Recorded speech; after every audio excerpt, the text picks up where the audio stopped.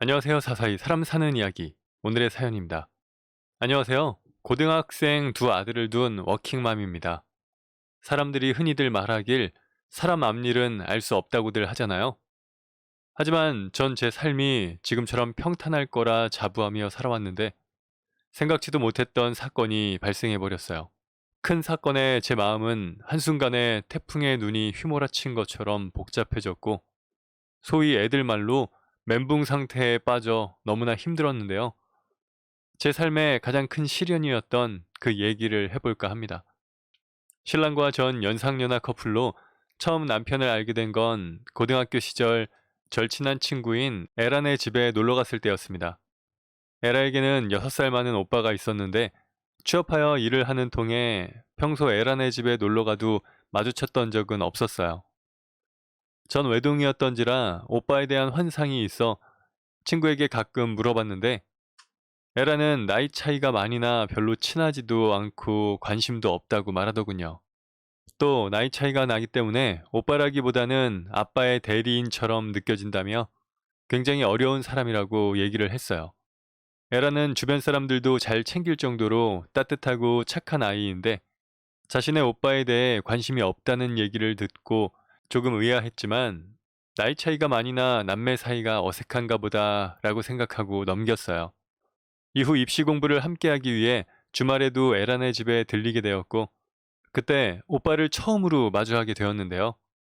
친구 동생인 저를 보고 밝게 웃어주는 모습과 공부하면서 먹으라며 과일을 직접 가져다 주던 모습도 멋있어 보였습니다. 이후에도 몇 번 놀러 갔을 때 오빠와 마주치다 보니 처음에는 평범해 보이던 얼굴도 점점 잘생겨 보이고 어른스러운 모습이 너무 멋있는 거예요. 오빠에 대한 감정이 조금씩 커지던 어느 날 친구 모르게 오빠에게 고백을 해봤지만 오빠는 제가 너무 어리다며 거절을 해버리더군요. 그날 이후 창피함에 오빠의 얼굴을 볼 수 없어 에라의 집에 발길도 끊고 도서관에서 정말 열심히 공부하여 원하던 간호학과에 들어갈 수 있었어요. 간호사가 되고 안정적인 삶을 살아가면서 잘생긴 남자도 만나보고 돈 많은 남자도 만나보며 20대를 보냈지만 이 사람이다 라는 확신이 드는 사람이 없었는데요. 그런 제 마음을 잘 알고 있던 동기가 좋은 사람이 있다면서 소개를 받아보라 권했고 결혼을 생각 중이던 저는 마다할 이유가 없이 주말에 소개팅을 받기로 했어요. 3교대로 일을 하는 상황이라 조금은 피곤했지만 설레는 마음을 가지고 소개팅 장소로 향했는데 그곳에서 만난 남자를 보고는 깜짝 놀랐습니다. 사실 동기가 소개팅남의 이름을 얘기할 때 김상준이란 이름을 보고 오빠의 이름과 같아서 희한한 우연이 다 있구나라고 생각했었거든요. 그런데 제 소개팅에 상준 오빠가 나와 있다니 순간 마음이 짜릿하면서 기분이 오묘해졌어요. 오빠도 저를 보고는 순간 멍하니 아무 말도 못 하더라고요. 그날 이후 자주 연락을 주고받으며 데이트를 하고 그렇게 인연을 이어나갔고 이후 저희는 양가의 축복 속에 결혼까지 하게 되었습니다. 남편은 참 성실한 사람이었어요. 10년 넘게 한 직장에서 근무하며 탄탄하게 입지를 굳혀나갔고 업무 성과나 회사 평판도 나쁘지 않아 모두들 남편을 좋아하더군요. 남편은 야근이 잦아 힘들 텐데도 늘 밝은 기운으로 일에 치여 힘들어하는 절 다독여 주었죠.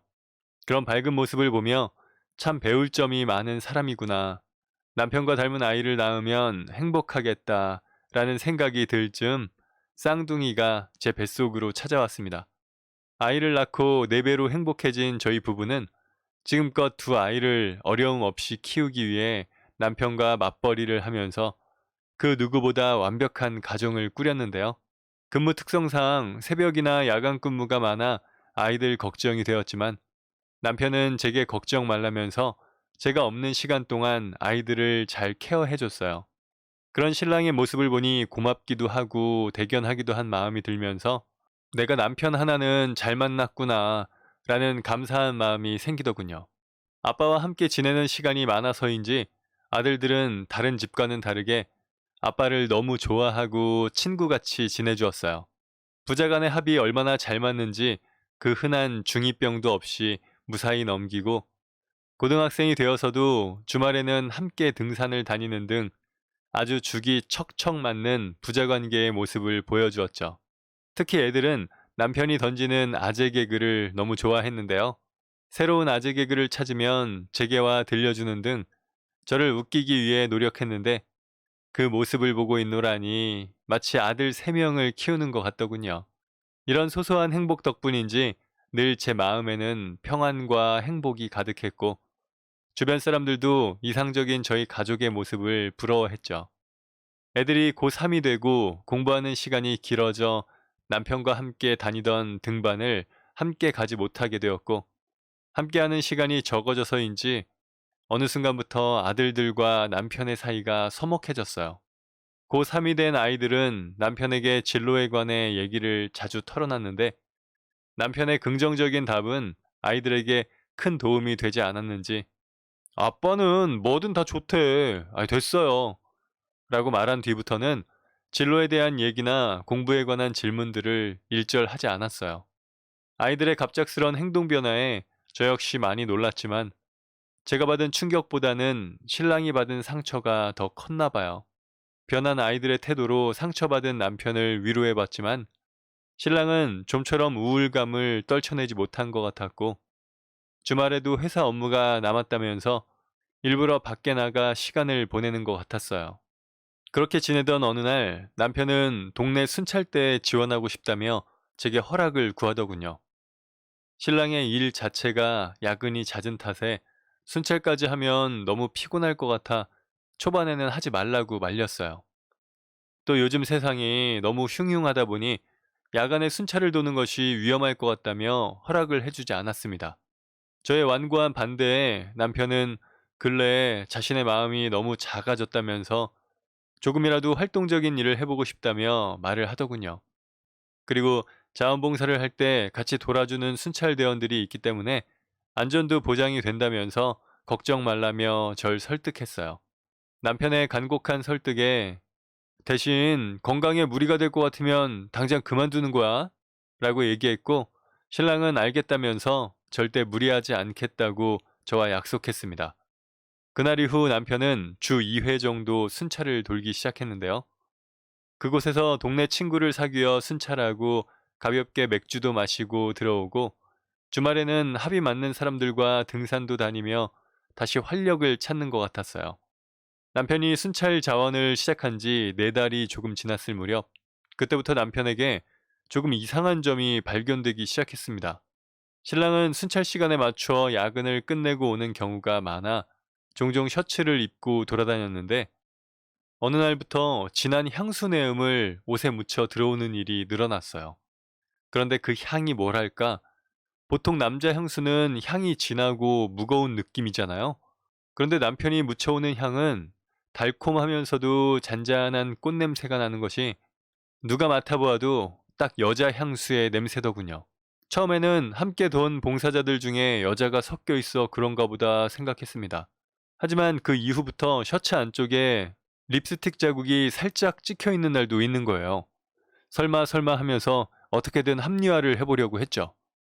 100번 양보해서 순찰할 때 술 마신 여자를 집에까지 데려다 주다가 묻었다 해도 셔츠 깃에 립스틱을 묻힐 가능성은 거의 없잖아요. 곰곰이 생각해보니 남편은 순찰을 다니면서 친해진 사람들과 놀러 다녔는데 제가 단 한 번도 성별에 대해 물어본 적이 없더군요. 만약 그 일행 중에 여자가 섞여 있어서 남편과 잘못된 관계를 가졌다면 셔츠 깃에 오물이 묻어올 가능성이 가장 높아 보였어요. 전 최대한 자연스럽게 남편에게 함께 다니는 사람들에 관해 물어봤는데 신랑은 남자 8명이서 놀러 다닌다며 북한산 정상에서 찍은 사진을 보여줬습니다. 남편의 사진에는 8명의 건장한 남자들이 서 있어서 안심이 되었는데 순간 쎄한 기분이 들었어요. 남편은 제게 분명 인원이 8명이라고 했는데 사진에도 8명이 함께 찍혀 있었거든요. 일행 모두가 사진에 찍혔다는 것은 다른 사람이 사진을 찍어줬다는 소리인데 그렇다면 일행이 9명이 된다는 얘기잖아요. 남편에게 일행이 8명이면 그중 누군가가 사진을 찍어줬을 테고 사진 안에는 7명이 서 있어야지 왜 8명이 다 함께 찍혀 있느냐고 물었더니 남편은 버벅이면서 이상하네? 아, 맞다. 산에 있는 사람한테 찍어달라고 했어. 라고 말을 했습니다. 남편의 말은 그럴싸했지만 평소답지 않게 버벅이는 모습이 의심스러웠어요. 그뿐인가요?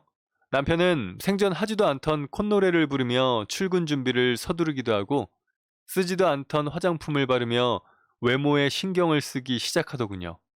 아무래도 남편에게 제가 알아서는 안 되는 비밀이 생긴 것 같아 고민하던 중 가장 친한 동기에게 남편의 변한 모습에 관해 털어놨는데요. 동기는 자신의 언니가 근래에 이혼을 했는데 꼭 제 남편처럼 행동했다며 얘, 네 신랑 바람 필 수도 있어. 형부였던 놈도 엄청 가정적이었는데 바람나는 거 한순간이더라. 혜진아, 너도 네 신랑 너무 믿지 말고 잘 관찰해봐. 우리 언니처럼 멍청하게 있다가 당하듯이 이혼하지 말고. 요즘 어린 것들 보통이 아니라서 유부남이라도 마음에 들면 뺏으려고 하더라. 라며 제게 신신당부를 하더라고요. 친한 동기의 말에 설마 했던 제 불신이 점점 커졌고 그날 밤 남편의 핸드폰을 몰래 살펴보기로 결심했습니다. 신랑은 패턴을 해제하는 것이 귀찮다면서 전혀 잠가놓지 않았는데 잠든 사이 남편의 핸드폰을 확인하려 몰래 눌러보니 패턴이 걸려져 있더군요. 평생을 비밀번호를 걸어두지 않던 남편인지라 의심은 더욱 커졌고 어찌해서든 핸드폰을 풀어보기 위해 노력했지만 동공인식으로 되어 있어 도저히 패턴이 풀리지 않았어요. 다음날 오랜만에 일찍 들어온 남편에게 술 한잔 하자며 꼬신 뒤 술을 진탕 먹여 재워버렸습니다. 단꿈에 빠진 신랑은 아무리 흔들어 깨워도 반응이 없었고 이때다 싶은 마음에 잠든 남편을 흔들어 깨워 눈을 잠시 떴을 때 핸드폰 패턴을 풀었어요. 두근거리는 마음으로 카톡을 들어가 보니 몇 개의 단톡방이 눈에 띄었습니다. 평소에도 신랑은 술을 마시고 핸드폰을 잘 들여다보기 때문에 거리낌 없이 내용을 살펴봤는데요. 특별히 문제가 될 만한 내용을 가진 단톡방은 눈에 띄지 않았어요. 개인적으로 주고받은 내용 역시 크게 뭔가 없어 내가 괜히 남편을 의심했나 싶은 생각이 들더군요. 카톡 확인 후 괜히 남편을 의심한 것 같은 마음에 핸드폰을 내려놓으려던 찰나 갑자기 시선이 갤러리에 꽂혔고 이것까지만 확인해보자 라는 생각으로 남편의 갤러리에 찍힌 사진들을 확인하기 시작했습니다. 갤러리에는 산에 다녀온 사진이나 순찰을 다니며 찍은 사진 등 일상적인 사진들이 가득 들어 있었는데요. 그중 마르티즈 한 마리의 사진이 따로 담긴 파일이 있더군요. 워낙에 강아지를 좋아하는 사람이라 대수롭지 않게 넘어갈 수 있었지만 유독 한 마리의 강아지 사진만 많이 찍어 놓은 것이 수상하여 사진 하나하나를 유심히 살펴봤어요. 사진을 유심히 살펴보던 중 여자가 그 강아지를 산책시키는 모습이나 여자의 다리가 함께 찍혀 있는 사진이 많더군요. 아무래도 남편이 바람난 여자의 강아지라는 확신이 생겼고 그날 밤 잠든 남편을 깨워 반쯤 죽일까? 라는 생각을 하면서 뜬 눈으로 새벽을 맞이했습니다. 아무것도 모르고 일어난 남편은 어제 얼마 마시지 않은 것 같은데 속이 영 말이 아니네. 여보는 괜찮아? 어제 나랑 같이 마셨잖아. 라고 물어봤어요. 전 애써 화를 누그러뜨리며 미소를 지었지만 술을 마신 속보다 너 때문에 내 속이 더 뒤집혔다. 왜? 감히 네가 나를 두고 바람을 펴? 라고 얘기하며 뒤집고 싶었죠. 하지만 핸드폰에 찍힌 개 사진을 보고 바람 피웠냐고 물어보기엔 증거가 너무 빈약해 도리어 남편에게 증거를 없앨 수 있는 기회를 줄 수 있을 거라는 판단이 들어 최대한 마음을 다스렸습니다. 그 와중에 남편은 평소보다 더 맛있게 북엇국을 싹싹 비워내는데 성격 같아서는 그 국에 얼굴을 처박아 버리고 싶더군요. 남편은 한 그릇 뚝딱 비우고 늦지 않게 출근하였고 방학을 맞이한 아이들까지 학원에 보내고 난 뒤 복잡하게 엉켜있는 생각을 정리하기 시작했어요.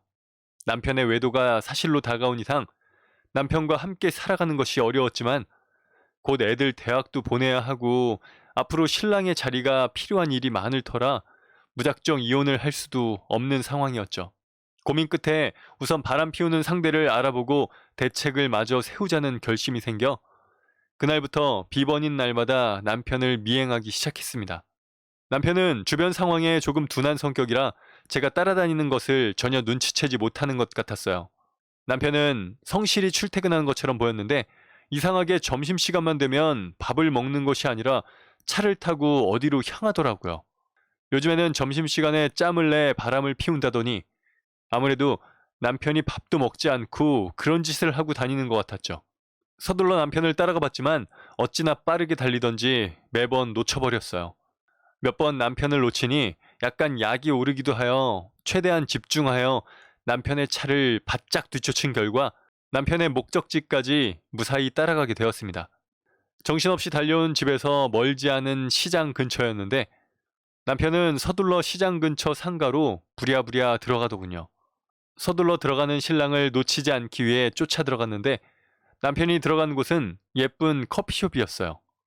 커피숍에는 두세 명의 남녀가 남편과 함께 앉아 신중하게 의논을 하고 있었고 제 모습을 본 남편은 순간 얼굴이 굳는 것 같더니 이내 환히 웃으며 여보, 웬일로 시장에 왔어? 라며 반기더군요. 남편은 함께 있던 일행에게 양해를 구한 뒤 제게 달려왔고 그 모습에 전 어안이 벙벙해져 아무 생각이 나지 않았죠. 남편은 하청업체가 이 근처로 이사를 와 미팅을 하고 있었다면서 의아한 표정으로 그런데 당신은 어쩐 일로 여기에 왔어? 평소에 마트만 다니잖아? 라고 말하는데 와, 등에서 땀이 어찌나 나는지 여보 요즘 힘들어 보이길래 좋아하는 한우 좀 사러 왔지. 마트보다는 시장 고기가 싸고 좋잖아. 마침 애들도 고기 먹고 싶어 해서 넉넉하게 사려고 오랜만에 와봤는데 날씨가 너무 더워가지고 커피라도 한 잔 마시려고 들어온 거지. 라고 대충 얼버무렸네요. 제 말에 남편은 얼굴 표정이 풀리더니 저녁에 한우를 먹냐면서 신나했고 그렇게 남편에게 미행한 사실을 걸리지 않은 채 무사히 넘어갔어요. 이후에도 미행을 계속했으나 특이한 점은 찾아보기 힘들었고 내가 괜한 짓을 한 건 아닐까? 라는 생각이 들기도 했습니다. 하지만 남편의 옷자락에는 매주 여자의 흔적을 묻혀왔고 그 흔적을 볼 때마다 화가 솟구쳐 미행을 멈출 수가 없었어요. 그렇게 2달가량 시간이 흘렀고 조금씩 마음이 지쳐갈 때쯤 저녁장을 보기 위해 들린 마트 근처에서 익숙한 강아지를 보게 되었어요. 하얗고 조그마한 체구에 머리를 곱게 빗어올린 그 강아지를 보니 남편이 따로 보관했던 사진 속 그 개라는 확신이 들었습니다. 순간 드디어 현장을 잡겠구나 라는 생각에 개와 함께 산책 나온 여자의 뒤를 조심스레 밟기 시작했어요. 여자의 뒤를 밟아 당도한 곳은 집 근처에서 조금 떨어진 빌라였고 계단에 불을 보며 층수를 확인해보니 3층이더군요. 떨리는 심장을 부여잡고 3층으로 올라가니 반쯤 열린 현관문 하나가 보였어요. 가까이 가보니 남편이 자지러지게 웃는 소리와 여자의 목소리가 들렸고 더는 참을 수 없어 문을 발칵 열고 들어가며 야 이 인간아, 네가 날 두고 바람을 펴? 어디 나 짝 좀 보자! 라며 꽥하고 소리쳤습니다. 그런데 제 눈에 들어온 것은 도저히 이해가 되지 않는 풍경이었어요. 방에는 남편을 제외한 2남자와 1여자가 있었는데 그분들은 예전에 커피숍에서 마주했던 그 사람들이었습니다. 남자 둘은 큰 북과 노래 장비로 추정되는 것을 정돈하고 있었고 남편은 광대처럼 화장을 하고 짤로만 여자 한복을 입은 채 저를 보고 그대로 굳어버리더군요. 당신이 여기를 어떻게... 저와 남편은 둘 다 아무 말도 못하고 한동안 서로를 바라보기만 했습니다. 지금 이 상황에 관해 우선 얘기를 좀 해줄래? 함께 있던 사람들은 눈치를 보더니 조용히 강아지를 데리고 집을 비워주었고 남편은 저와 눈을 마주치지도 못한 상태로 바닥을 응시하고 있었어요. 여보, 지금 이게 무슨 꼴이야? 그리고 오늘 순찰 간다며. 요즘은 순찰할 때 여장을 해야 하는 거야? 당신 정말 제정신인 거야? 제 물음에도 남편은 침묵을 일관하더니 마음의 정리가 되었는지 갑자기 제 손을 잡으며 말을 했는데 그 말이 참으로 가관이더군요. 순찰을 다니기 시작하면서 친해진 일행들과 산에 다니다가 우연히 5일장을 방문하게 되었는데 그곳에서 공연을 하던 품바팀을 만나게 되었다네요. 신나는 노래에 어깨춤을 추며 일행들과 공연을 즐기던 중 공연하는 사람의 손길에 이끌려 나가 함께 춤을 추었는데 그때 사람들의 박수 소리와 함성이 잠들어 있던 꿈을 깨워 주었다고 했습니다. 알고 보니 남편은 대학 신입생 시절부터 희극인이 되고 싶어 부모님 몰래 동아리를 가입하는 등 가족 모르게 꿈을 키웠죠. 그러던 중 아버지가 절친을 믿고 전 재산을 빌려주었는데 그 친구가 야반도주를 하여 집이 한순간에 망해버렸고 아버지를 도와 가세를 일으켜야 했던 신랑은 꿈을 접은 채 안정적인 직업에 취업을 하게 된 거였어요. 이후 저와 결혼하고 아이들을 키우며 마음을 달랬는데 아이들이 급작스럽게 자신과 멀어지자 인생에 관한 회의감이 들었다네요. 그러던 중 우연한 기회로 품바 공연을 접하게 되면서 자신의 삶을 다시 살아보고 싶은 갈망이 생겨 수소문 끝에 품바팀에 들어가게 되었다네요. 생각해보니 전에 TV에서 길거리 공연을 하는 모습이 나왔는데 그때 남편이 저런 삶도 나쁘지 않겠어 라고 얘기했던 적이 있었어요. 전 그런 남편의 말에 저 사람은 행복할 수 있겠지. 그런데 가족들이 힘들지 않을까? 사람들 앞에서 얼굴도 팔리고 저런 사람들은 혼자 살아야지 라고 얘기했던 기억이 되살아났습니다. 어쩐지 그날 제 말에 남편이 아무 말도 하지 못하더라니. 어이없는 상황에 남편에게 이만큼 배워봤으니 그만두라고 말했지만 신랑은 더는 가면을 쓰고 살기 싫다면서 회사에도 관둔다고 얘기해뒀다며 자신을 말리지 말라고 선을 긋더군요. 그 얘기에 화가 나 여보, 제정신이야? 우리 애들 곧 대학도 보내야 하는데 그만둔다고? 이런 짓거리로 돈 몇 푼이나 번다고. 그리고 애들 체면도 있는데 당신이 장터에서 여장하고 공연하면 퍽이나 좋아하겠다. 그치? 라고 쏘아붙였어요. 제 말에 남편은 그동안 애들 등록금으로 모아둔 돈도 있고 퇴직금도 있으니 돈 걱정은 안 해도 되지 않느냐고 말을 하면서 지금처럼 일정하진 않지만 나름 수입도 있고 내가 애들은 잘 설득해 볼게. 그러니까 당신이 나 한 번만 봐주면 안 될까? 라고 말하더군요. 자신의 의견만을 앞세우는 남편의 모습에 정이 뚝 떨어져 그대로 빌라를 빠져나왔고 남편은 12시가 넘어서야 집에 들어왔습니다. 남편이 들어온 것을 알고 있었지만 얼굴을 도저히 볼 엄두가 나지 않아 두 눈을 꼭 감은 채 자는 척을 했는데 남편은 제게 여보, 자? 아, 여보, 정말 미안해. 그런데 나 공연하면 숨통이 트이고 가슴 한편에 묵직했던 응어리가 풀려. 정말 너무 행복해서 그만두기 어렵네. 미안해, 여보. 라고 말을 하더군요.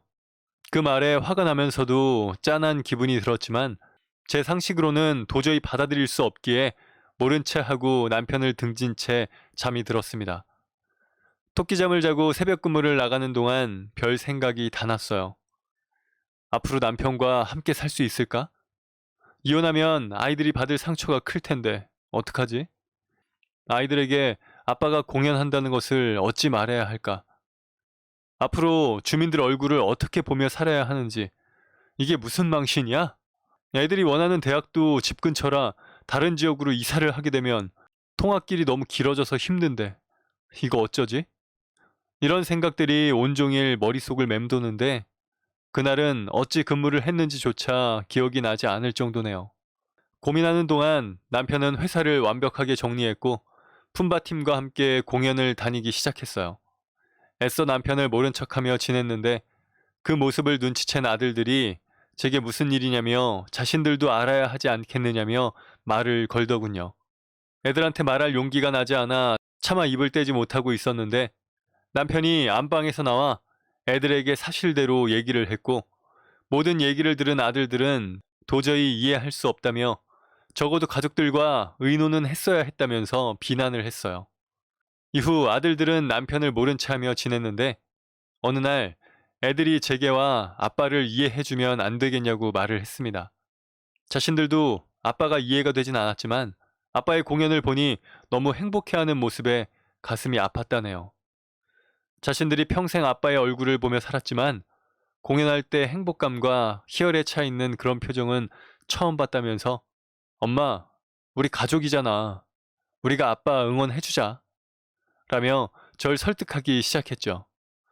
계속되는 아이들의 설득에 저 역시 그래, 인생 한 번뿐인데 나쁜 일 하겠다는 것도 아니고 한번 믿어보자 라고 마음을 고쳐먹게 되었습니다. 그날 이후 남편과 한잔하면서 그동안 제가 생각했던 감정을 털어내며 당신 하고 싶은 삶 살아봐. 내가 보조해 줄게.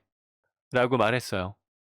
그 말에 남편은 감격했는지 저를 꼭 끌어안아 주었고 그날 이후 주변의 시선을 생각하지 않고 시간이 될 때마다 남편의 공연을 함께 구경하며 동영상을 찍어주기도 했죠. 2차 수시에 합격을 나란히 한 아들들 역시 아빠를 돕겠다며 유튜브 채널을 개설하여 영상을 올렸는데 의외로 반응이 좋았고 구독자가 점점 늘어나더군요. 그 때문인지 방송국 PD가 연락이 와 인터뷰도 하고 생각지도 못한 많은 사람들이 남편의 삶을 응원해주기 시작하는데 굉장히 놀랍더라고요. 너무나 큰 사랑을 받은 남편은 자기 역시 받은 사랑을 나누어야 한다며 양로원에 연락하여 봉사를 하러 다니기도 하고 누군가를 도와야 하는 일이 생기면 앞장서서 돕는 등 새로운 삶을 아주 올바른 방향으로 꾸려가고 있습니다. 그런 모습을 보니 남편을 믿지 못하고 무작정 반대만 하고 원망했던 제 자신이 너무도 부끄러워졌네요. 남편을 보니 그동안 제가 너무 틀에 박혀 구속된 삶을 살았다는 생각이 참으로 많이 들어 반성을 하게 되었습니다. 이후 저희 가족은 서로 하고 싶은 꿈을 응원하는 가장 큰 조력자로서 서로를 이끌어주고 나아가게 되었어요. 일이 살게 되니 가족은 예전보다 더욱 끈끈해졌고 행복은 더욱 커졌네요. 돌이켜 생각해보니 큰 파도가 한 차례 제게 지나갔지만 그 파도가 남겨놓은 것은 쓰레기가 아닌 예쁜 햇살인 것 같아요.